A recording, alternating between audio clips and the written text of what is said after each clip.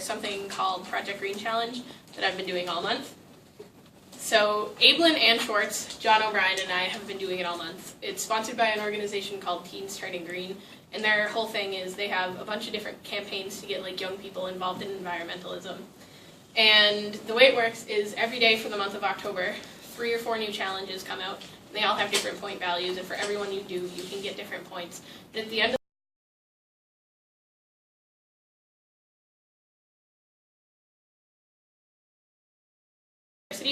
and it is a summit basically for young people where you go and you talk about sustainability in your schools and your communities and hopefully bring something back that you can use at your schools. And if you win, you spend the next year working with people at Teens Turning Green to like make your vision of what you'd like to bring into your schools and community as far as sustainability and environmental activism goes. So that's what it is. So we all know that there are certain things going on in the Earth that like aren't optimal right now. Like we know global warming's happening. We know there's excessive amounts of waste and our landfills are filling up and they're getting larger. We know there's air pollution, water pollution, and all this awful stuff. But what else can you guys think of that is happening in our world right now? Anyone? Deforestation. All right, deforestation. Anyone else? No? Don't leave me hanging here, guys. Melanie? Hunting to extinction? Exactly. People are hunting to extinction.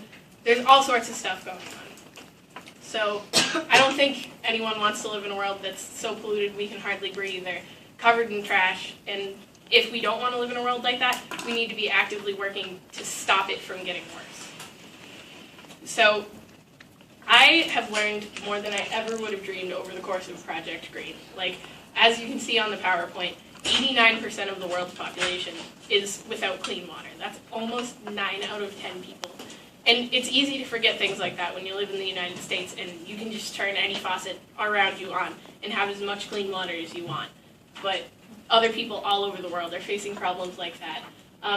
We did, as part of Project Green and in this class, actually, our carbon and our eco-footprints. And my eco-footprint is so large that it would take 6.3 Earths to sustain the world if everyone lived the way I do.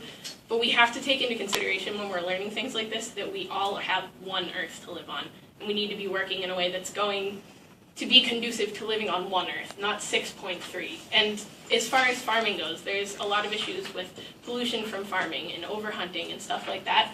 And there's 23,000 edible plants, and we only eat like 400 of them. So there are a lot of things we could be doing differently that aren't as drastic as you might think they need to be, but even the smallest changes help. So, like I said, small changes can have a huge impact, and you don't need to be like out protesting deforestation and super involved to make a difference. There are a lot of little things that you can do around your house. Like my family, because one of the challenge days was about paper, and the average household, I think, oh, it says right there, they use 55 pounds of paper towels every year.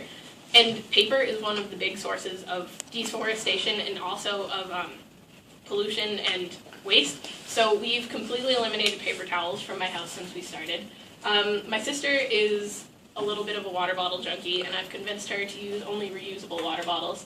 And actually, for the past couple of years, we've been working to get water bottle filling stations installed here, and we're hoping to have that done by the end of this year. We're doing it with TGAL, so if you guys want to learn more about that, you can talk to me, John, or Ablin, and we can get you involved. And honestly, the thing that you need to do to really make a difference is just be aware of the things that you're using. Because I think that most people don't go about their lives in a way they're like, yeah, I want to hurt the environment, I want to do bad things, but you don't think about it when you're using paper towels or paper napkins or paper plates, or you're letting your car idle when there's no reason for it to idle. You need to just be more aware of those things and minimize waste where you can and cut out things that are hurting the environment and really only use the things that you need to use. Because I think that if we all were living with the kind of attitude that we're not on this earth but we're a part of it, it would make a huge difference. And I think that you just need to be aware of things like that to be a better citizen. So if we're going to keep living on this earth, we need to make it the kind of place that we want to live. And I think we all can. So.